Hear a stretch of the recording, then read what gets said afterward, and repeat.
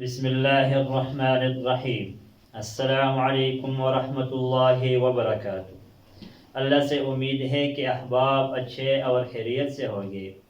جو ساتھی اس چینل پر نئے ہو اسے گزارش ہے کہ اس چینل کو سبسکرائب کرے اور ویڈیو کو لائک کرے اور کمنٹ سیکشن میں اپنے رائے کا اظہار ضرور فرمائیے۔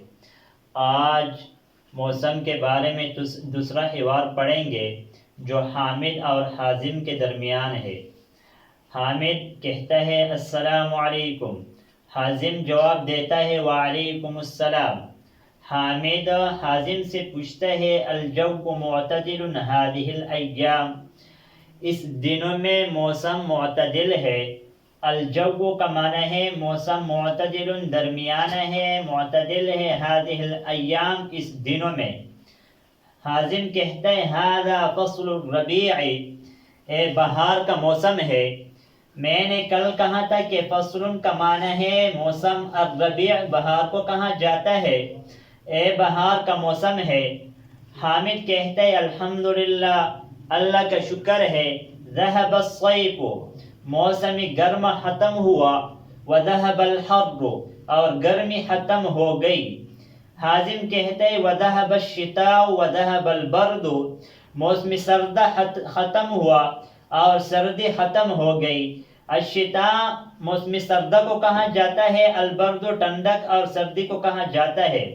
حامد حازم سے کہتا ہے این سنقضی عطلۃ الاسبوع، ہم ہفتے کا چھٹی کہاں گزاریں گے؟ این کا معنی ہے کہاں، سنقضی ہم گزاریں گے، عطلۃ الاسبوع ہفتے کا چھٹی۔ حازم کہتا ہے نذهب الى الشاطئ، ہم سمندر کی کنارے کی طرف جائیں گے۔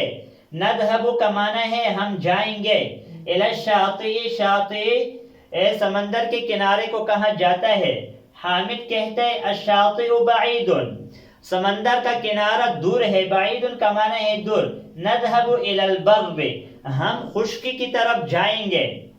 حازم کہتا ہے هذه فکرۃ طیبۃ، اچھی سوچ ہے۔ نذهب الى البر، ہم خشکی کی طرف جائیں گے۔